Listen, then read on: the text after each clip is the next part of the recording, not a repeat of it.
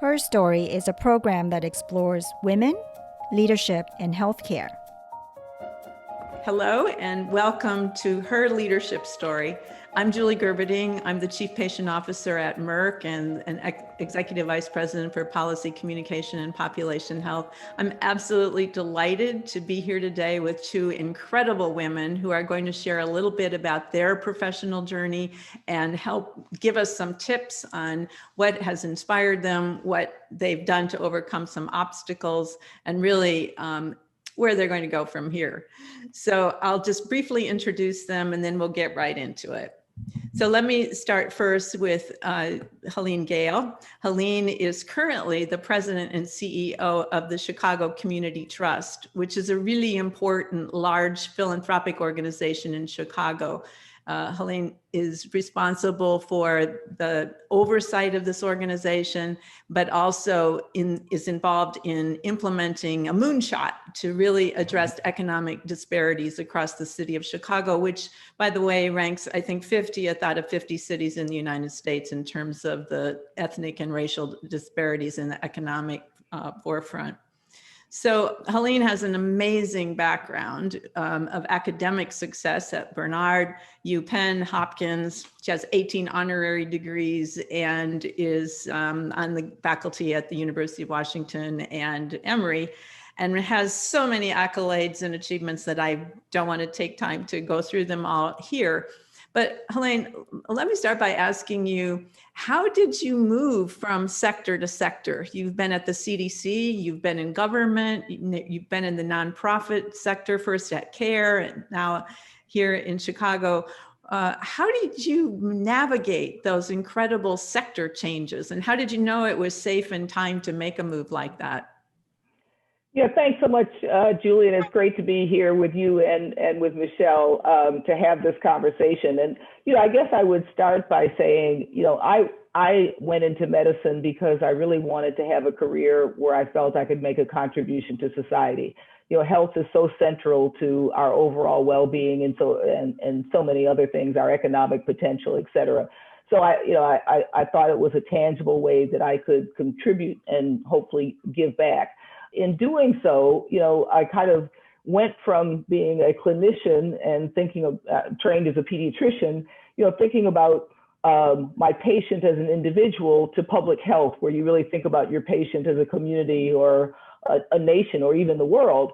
And, I thought that a public health career could allow me to, make a contribution at a broader level, at a population level. And so, it took me to CDC.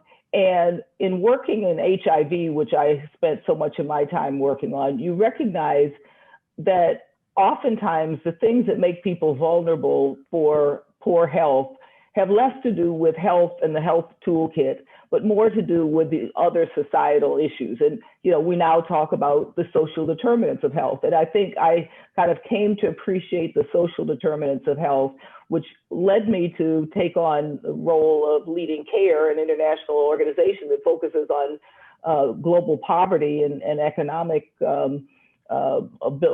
economic progress in poor countries.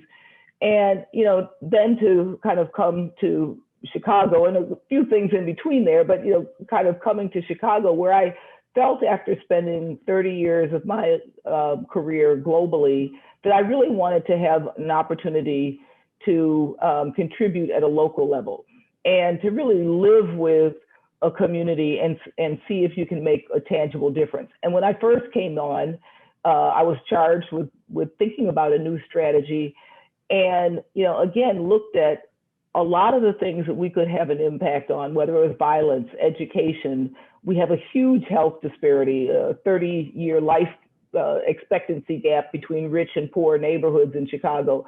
But underneath all of that was the wealth gap and this sustained and growing wealth disparity that existed, that particularly existed along racial lines. And we can get into that more, but that was why we decided to take this focus on closing the racial and ethnic wealth gap as kind of our moonshot, as you said, because we felt if we could make a difference there, then we could have a huge impact on all these other issues as well.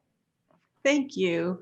I have no doubt that you're going to be successful. I've watched you succeed in every other endeavor that you've taken on. So I really think the people of Chicago are lucky to have your leadership and your engagement in this. Now let me turn to Michelle. Michelle, as Dean of the Chan Harvard School of Public Health, you have an amazing responsibility at an incredibly prestigious university. But you too, like Helene, have this amazing trajectory through some of the most rigorous and outstanding institutions in the world. But your story starts a little bit differently because at 7 years old, you and your family immigrated to the United States from Jamaica. And somehow you found yourself at Princeton University, and then from there, Tufts, earning a master's in engineering, which was a fact I didn't know about you. And then from there to the University of Washington, where you did your doctoral work, had a rapid rise over, I think, 8 years to become a full professor there, then back to Harvard for your academic development, and then ultimately became the dean of the school in 2016. So I'll start at the beginning just because I think it's such an amazing thing. How does a 7-year-old little girl who arrives in the United States end up at Princeton? What helped you get acclimated and oriented and have the kind of support you needed to be able to make that evolution? Thank you, Julie. And it's really a privilege and a pleasure to be here to have this conversation with you both, because you've been role models for a very long time. And let me just say, Julie, you know, I was lucky. I mean, you know, as an immigrant family to the United States, my parents made the decision that they were going to do everything to afford us the best possible education that they could. And public schools back in the 70s in Queens, New York were, you know, really good. I had exquisite exposure to dedicated professional teachers. And, you know, it just takes one teacher to notice talent and to say, you belong in this program. And that happened in the 8th grade. That put me on a track where I was allowed to pursue my interests in biology. And I will say and will always believe that this great country has the recipe, has the people, has the institutions, if we could only support and maintain them, to support talent, native-born talent, as well as the many immigrants that come to this country and make it what it is. I have all along the way been deeply grateful to teachers and professors. When I made it to Princeton, I learned very early on that my career as a clinician was not going to happen because I couldn't pith a frog in my freshman biology class. And all I wanted to do was study biology and be a clinician. And thankfully, with good mentorship, I studied developmental genetics with someone who went on to become a Nobel laureate. That experience in being in a laboratory with someone who brought pure joy and energy and effort, kindness to his laboratory allowed me to see what it could be like to be a scientist. But growing up in Queens Village, New York, Drosophila genetics alone was not going to fill my need to have an impact. And I was lucky again to find one of your colleagues, Helene, Lowell Seaver, who modeled for me what someone who has an interest in developmental biology could do if they had the training of the science of public health. And so it was a CDC a specialist in birth defects who gave me an opportunity to see that I could marry my passion to bring biology out into the world where we solve problems.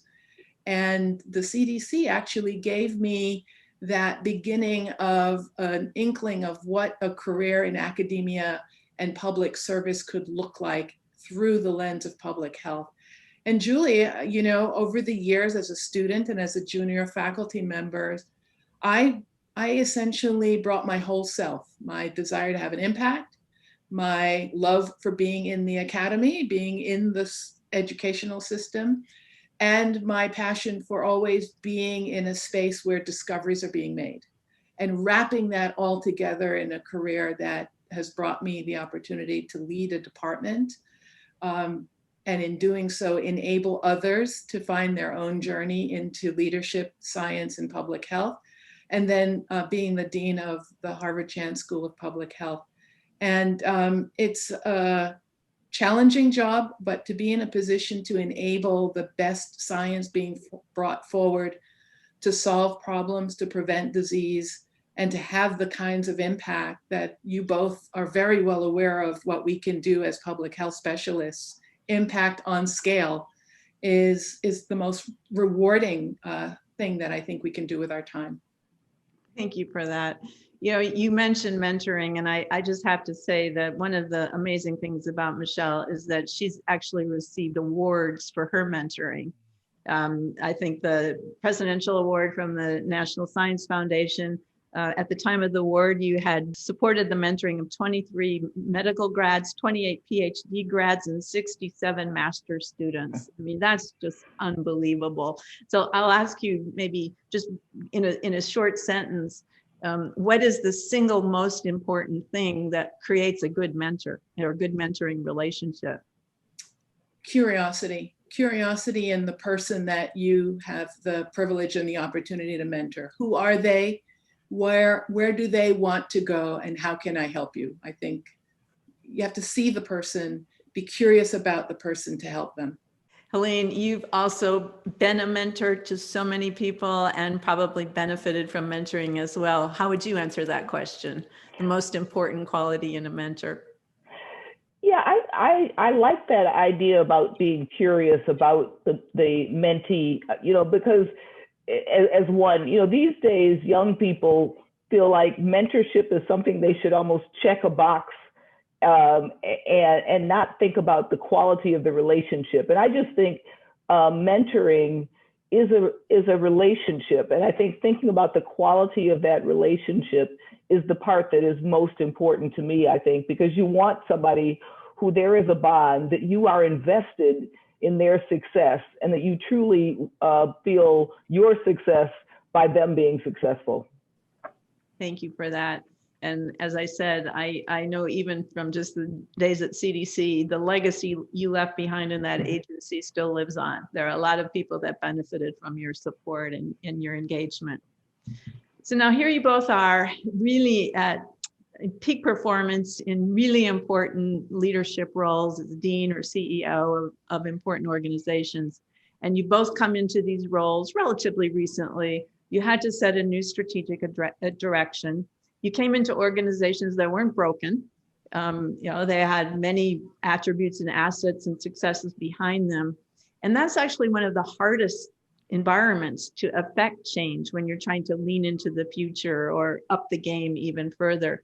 So I'd like you to talk a little bit about what was hard about coming in and establishing a new strategy, and then getting the buy-in from the incumbents to be able to move that strategy forward.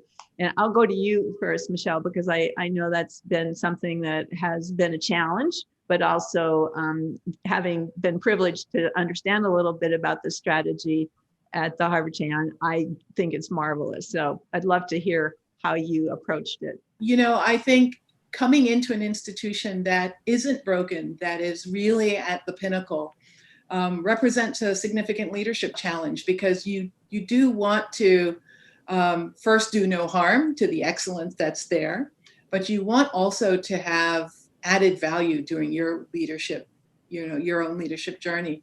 And I think for me, the first thing that was necessary to do was to really understand, to listen intently through listening tour, listening exercise, what the stakeholders of the organization that I'm leading really saw as unfulfilled mission that they thought we could reach for, and what we're doing really well, and identify stretch goals.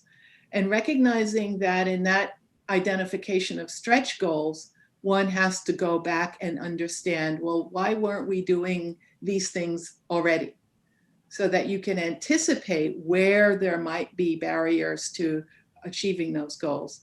Building the coalition to then manage the journey and imagining and prioritizing those stretch goals and building into that an operational plan requires building a team that not only can come to the conceptual understanding of where we want to go, but actually implement on it. And having those two together, the conceptualizers and the implementers, building that team and making sure that they are well guided, is a challenge, but is also where a lot of creativity and energy and enthusiasm comes. So I say listening first, coming to some consensus about where we want to add to excellence, and then being sure that that excellence and that goal is managed appropriately from concept to implementation. Thank you. Yeah, it's a journey. I think we've all learned that. Helene, you stepped into a very different kind of a role in a city in which you've never lived, or at least I don't think you've lived in Chicago. So how did you establish your credibility and, get your moonshot underway? I was frankly somewhat terrified in entering because, I took the job believing that of course I would be able to do something, but it is harder, as you said, to come into an organization where it's not broken and really figure out how you put your mark on it. And I guess I would say I tried to enter in with a lot of humility. I didn't know Chicago, as you mentioned. I didn't know the community foundation world. And I intentionally said to people, I was going to take time and actually do, as you said, Michelle, listen and learn. And you find that most organizations, even if they're in good shape, have aspirations for doing more. And if you just listen and be patient about learning, you actually find where the cracks are, where the opportunities are, because they're there. And so I went on a listening tour. I went on a tour to get to know the Chicago neighborhoods. I talked to a lot of stakeholders, and I spent a lot of time with my staff and with my board. And, I think it was out of that we were able to co-create something. And I think that was particularly important because as a community foundation, you're there to really work on to benefit the community. It's not what I, Helene Gayle, want, but what will really make a big difference for the community. And so I guess I would just emphasize again, it's that learning, it's taking people on a journey. It was a bit of a challenge to take on this issue of racial equity. And that was, pre-COVID, pre-George Floyd, when it wasn't on everybody's lips necessarily. But we did a big learning journey as a staff and as our board. And at the end of that, and really understanding the facts and understanding the issues in the Chicago area, it was hard not to move forward with the strategy that we came out with. It was so patently clear what the biggest challenge was for that city. And so I think by the time we got there, the conclusion was almost obvious. And in the process, we had taken a journey, taken others along on that journey. And I think we came to the same conclusions at the same time, but it was about entering with humility and being willing to listen. So I'll follow up this question to both of you, but Helene, I'll start with you. Leading strategic change is hard. We've acknowledged that. But being a woman in a leadership position and being a woman of color in a leadership position brings some special challenges. And I wonder if you could just share a little bit of how you handle that and what you found to be the best way to kind of bring people along and accept your leadership and your special capabilities.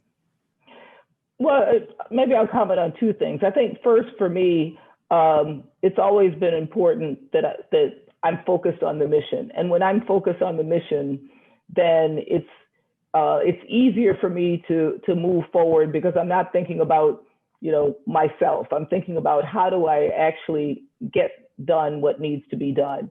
I think to your point about being a woman and particularly being African-American, it was an issue and a challenge to think about how do I come in as a Black woman and understanding that we were headed in the direction of taking on the issues of race and racism and how it impacts economic opportunity, knowing that people hearing it from me might hear it differently than if they heard it from somebody who was white. And, you know, again, I think it was by going on this journey together and also by being able to talk about this in a way that was very inclusive, that we were able to get even some of our most conservative, either board members, donors, et cetera, to understand why this issue was the issue of the day and why it was so important. But it's a delicate balancing act, because I know that the moment I open my mouth and start talking about race, discrimination, racism, people hear it very differently. And so I think it adds an extra burden on thinking about how do you shape the issues, how do you frame the issues so that you're not closing off people from the very beginning because it's you giving the message. Michelle, you're in a different world at Harvard, but nevertheless one that probably brings some of these same issues to the forefront for you. How are you handling it? You know, not very differently than what Helene described. I would say that the first thing that I realized I had to do, and you know this coming up throughout your career, is that in the role as a leader, you're going to have to demonstrate right off the bat that you're a leader for everyone, not just for Black people or not just for women. And so for me, it was really important to message, but also through my actions, make very clear very early on that I took my responsibility seriously and it was leading the entire school, not half the school or a quarter of the school. The other thing that Helene said that resonates very deeply with my own journey is that to make sure that the stakeholders, the other senior leaders of the school, were there to message and there to support the priorities and the directions that we would take on during, you know, my early years as dean. It is, you know, and Helene used this word, a burden. It is something that we have to be aware of. It is something that is surmountable by very clear and strong communication and making sure that our actions, our decisions are aligned and comported with our rhetoric. You know, every time we enter into a new role, we're rookies in that role. And Michelle, I remember hearing you describe a rookie mistake. I can't remember what the mistake was, but I remember specifically you used that phrase and it just resonated with me so much that, you know, you make a rookie mistake. My question isn't tell us your mistakes, but my question is really, how do you recover from a mistake, especially when it's early on in your tenure and you're still in that fragile state of developing your credibility? Yeah. No, thanks for that. The rookie mistake was I saw there was a structural problem in how we managed part of the school's mission. And it was clear to everybody that there was a structural problem, who could see it, who had the same perspective that I had, and it had to be fixed. And fixing the problem was easy, but what I missed as a rookie was you had to bring people along. You had to bring them along for a change that might touch them, but they might not necessarily understand the full reason why an immediate fix to the problem had to happen. And the rookie mistake was I did the right thing, but it's not the what, it's the how. And the how was, you know, I should have taken a little bit more time to explain why the change that had to be made. And it would not have been that much longer to do. I'll tell you the rebound, the most important thing was first own the mistake. So, you know, I basically said, I made a rookie mistake. It's not the what, it's the how. But let me share with you what I won't do again. And I won't do a massive change in a speedy way without bringing people along so that there are enough people in the community who can appreciate and understand, you know, why the change is necessary. Elaine, I have to ask you the same question. I can't imagine that you haven't made at least one rookie mistake. Yeah, I feel like I keep making them, and there's always a new area where you can be a rookie, even in a job you've been in a while. But I guess I would just, say I think it's that balance between, first of all, admitting you made a mistake, and that's critical, and being able to acknowledge that you made a mistake, and help people, again, similar to what you said, Michelle, help people understand why you made the mistake, so that there is a sense of, yeah, maybe if I was sitting where she sat, I might have made the same mistake, so that there's some sense and some understanding. But I think there's also this balance, because leaders make mistakes. And I think sometimes as women, we are almost more apologetic about the things that we do. And I think there's this balance of admitting you made it, being open and honest, but not letting it overwhelm you, or, keep you from being willing to take similar risk, or step out there again. So I just think that continuing to calibrate that in a way that doesn't let a mistake kind of disenable you from moving forward, or for people to see you getting almost thrown off guard as a result of it, because you got to keep moving forward. We're all working in environments that right now are talking a lot about diversity and inclusion, almost as a buzzword, but people do look to see what the person at the top is actually doing, what kind of talk and what kind of walk are they perpetuating. So I think our listeners would be very interested in understanding what you personally are doing to try to create a more inclusive environment in your organization. I'll come back to you with that. It's interesting. I walked into the community foundation seeing one of the most diverse staff that I've probably ever been a part of. It's incredibly diverse. It represents ethnic and race diversity, gender, sexual orientation, ability, diversity, et cetera. But even in an organization like that, we still have a history, if you will, that is very much a part of it, and a culture. And so, we've been on, again, kind of on a journey around diversity, inclusion, and equity. And several of our younger staff, many of whom have not had other work experiences, said, well, you've got to do something about this white supremacy environment that we live in. And I'm like, I'm the Black CEO. My COO is a Latina. Half of the rest of my senior staff are either African American or Latinx. We have this incredibly diverse board, et cetera. Nonetheless, organizations do have cultures, and if you are part of the mainstream in some way or the other, there are probably elements of that reflect the mainstream culture. And so, for me, I think it's really, leaning into those issues, and then thinking about how do you start analyzing why people, even in this diverse environment, may still feel like there are remnants of a way of doing things that still inhibits them from being their full selves. And so for me, it's just, how do we make sure that everybody can come to work and be their full selves, at least as full as is reasonable within the context of a work environment? And how do we get at that? And so we've been doing a lot of work around that. And I think it's, around DEI, including, having consultants and people who are working with us to come up with what's our standard, how are we going to think about that, and how do we incorporate it in everything we do, including our grant making, which is a big deal. We recognize that in philanthropy in general, those who are good at writing grants are those who tend to get grants. They often don't represent the communities that we work with.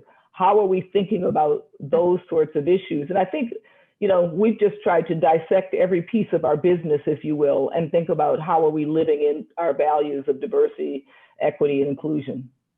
Yeah, I'm fascinated by this dichotomy, in a sense, between diversity. You can have a very diverse organization, right, but culture is a very different thing, and how much attention you really have to focus on the details. Michelle, I know that you've worked hard on improving the diversity of the student body as well as the faculty and the faculty pipeline. And that's really hard when you're in an environment where there's not a lot of turnover, et cetera. So how are you addressing the inclusion dimension of your culture? Yeah, I think that's really a challenge.